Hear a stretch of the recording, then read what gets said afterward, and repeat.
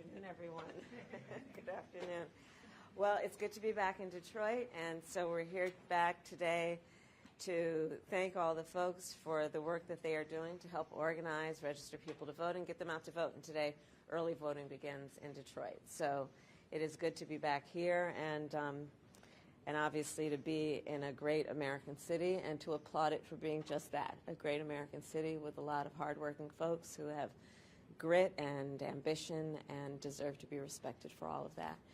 And then on Monday, I will be headed to Pennsylvania, to Michigan and Wisconsin to spend some time with a great American leader, Liz Cheney, and talk with folks about why it's important for us to put country before party and value the very important foundational principles that we stand on in terms of particular respecting and upholding the Constitution of the United States and the rule of law, and the importance of having a president in the White House who actually understands their job and is fit to serve.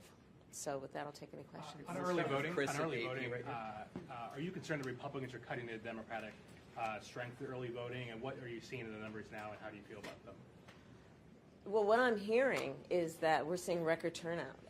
What I'm hearing is that in Georgia, for example, we're beating all records in terms of early voting, and in North Carolina. And in fact, today in Michigan, I'm going to challenge the folks here to do the same. So, you know, I don't yet have enough data to tell you who's voting for who and or how they're leaning, but I think it's great that people are turning out and voting and being active. It's what we should all want, right, in our democracy, that people understand it's their civic duty, but also that they can make a difference. And we'll go to Nancy at Bloomberg right here. Thank you. Yep. I wonder what you think of Elon Musk just getting increasingly involved in the election, both through his financial contributions to Trump Super PAC, but also holding campaign events, attending rallies. I mean, listen, I think that the most important thing that any one of us could do right now is pay attention to the issues that are at stake, and there's a lot at stake.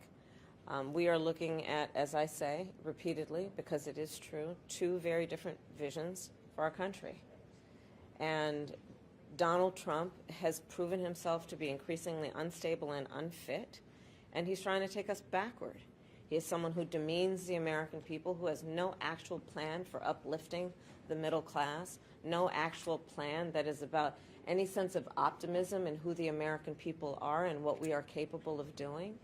And I think that that's really what's most important in these remaining, I believe it's 17 days of the election, which is focusing on the issues themselves and reminding the American people they not only have a choice, but they have the power to decide the future of our country through this election.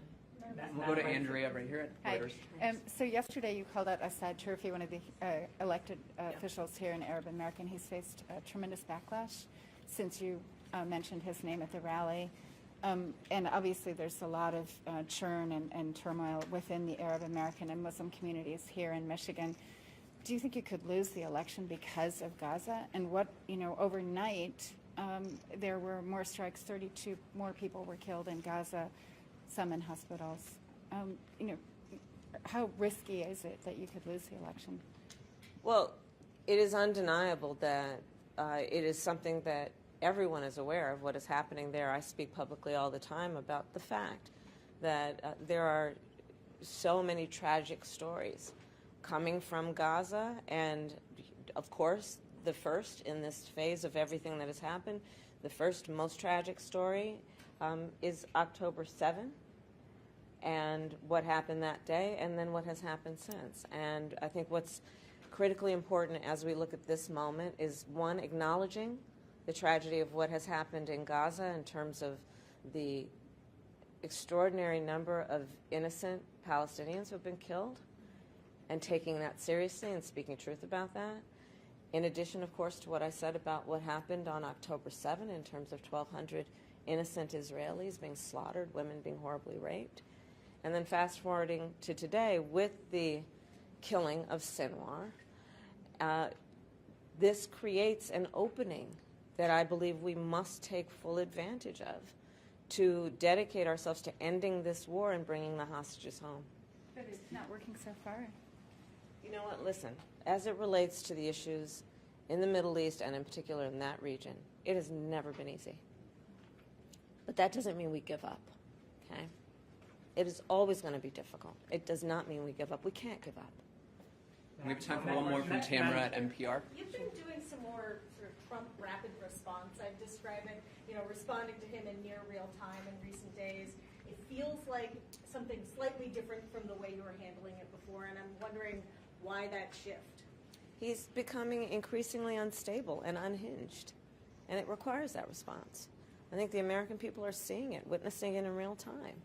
And we must take note of the fact that this is an individual who wants to be president of the United States. And I think the American people deserve better than someone who actually seems to be unstable. Thank you, Madam Vice Thank you all. President. Thank you. Thank you.